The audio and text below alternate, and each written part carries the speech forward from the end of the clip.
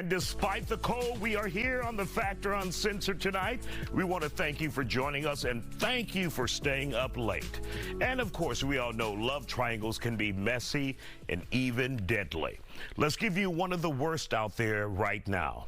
A 24-year-old woman, Shakira Serrano, is now dead in New York, her body crushed after being run over by a female described as the other woman in a love triangle. The video of Serrano's final moments is from usacrime.com and on Instagram. This happened in Brooklyn. According to reports, Serrano was arguing with a man outside when the driver of the car tried to run Serrano over one time. And we're talking about the other female, but miss. Moments later, the driver ran over Serrano, killing her. The man seen in the video has been taken into custody for questioning, but so far no arrests have been made. Witnesses and NYPD sources have said this was a lover's triangle. Dr. Angela Jones is here to break it down for us on Angela After Dark. Glad to have you here on the Factor Uncensored. Happy to be here. This is something that we have seen in Houston, you know, in other parts of the country where love can be a dangerous game, Dr. Jones. Absolutely. When you take a look at this case out of New York City, where there's a love triangle, two women, one man, and one woman decides to run over and kill. Not only she made a second attempt. Yeah. She tried once, missed her, had a chance to think about it, and then did it again and eventually killed her. Your thoughts on this? I mean, it's tragic. I mean, the fact that it was 2 times, it's like I attempted once. You would hope that someone would get their mind together and be like, oof, I shouldn't have done that. But she went in, unfortunately, to end this woman's life. And the video is honestly heart-wrenching. And you're looking at it right there, Dr.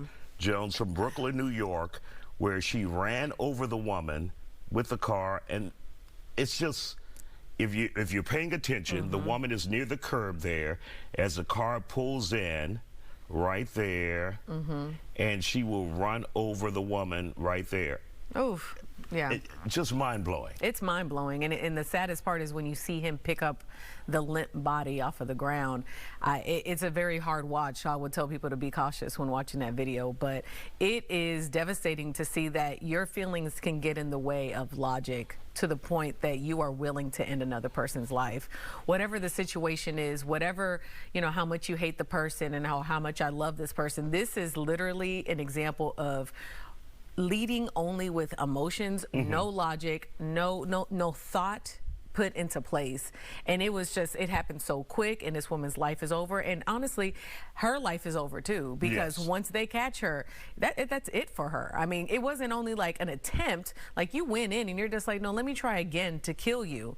And you know, there's stuff on the internet talking about there was people that were able to like hear people arguing, and so that's how they know it was a love triangle. And it's all for what? Like, well, what is it for? And so if you take out your romantic rival in a case like this, what do you win? You win absolutely nothing. Absolutely you lose nothing. Everything. You've lost your life. You've lost your family. You lost the one you thought you were fighting over. That person moves on. That person is scared of you, most likely, you know, so they're never going to visit you again.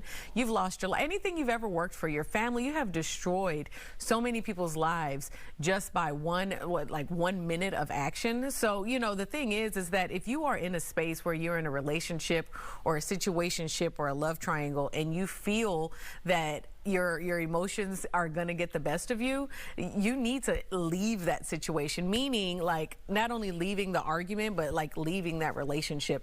No relationship should get you to a point that you are willing to kill another human being for what? Like for nothing, you know. And at the end of the day, this is unfortunately something that happens often. You see it with gun violence. We're seeing it with the car. We've seen it with various objects around the house, just because, oh, I loved him so much, or I hate you so much. And it's like they say, it's a thin line between love and hate. And it's like, which action was this?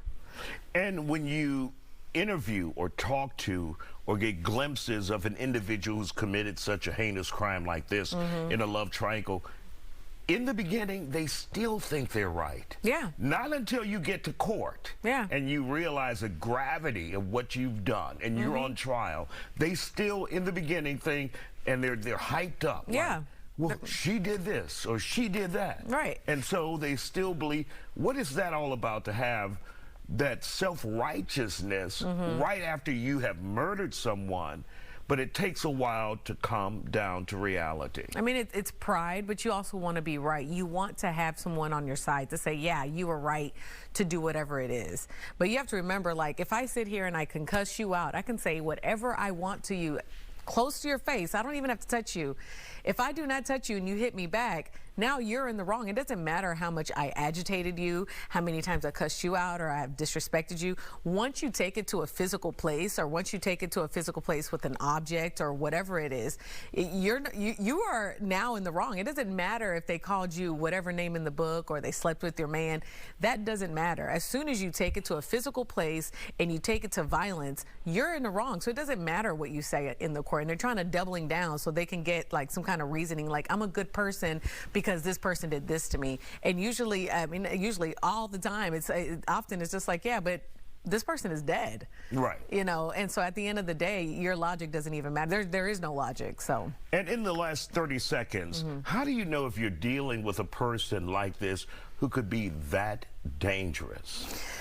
Sometimes it's difficult. Like in some of these cases, like somebody will have like a clean record, have no history of anger, and this could be their first act of anger.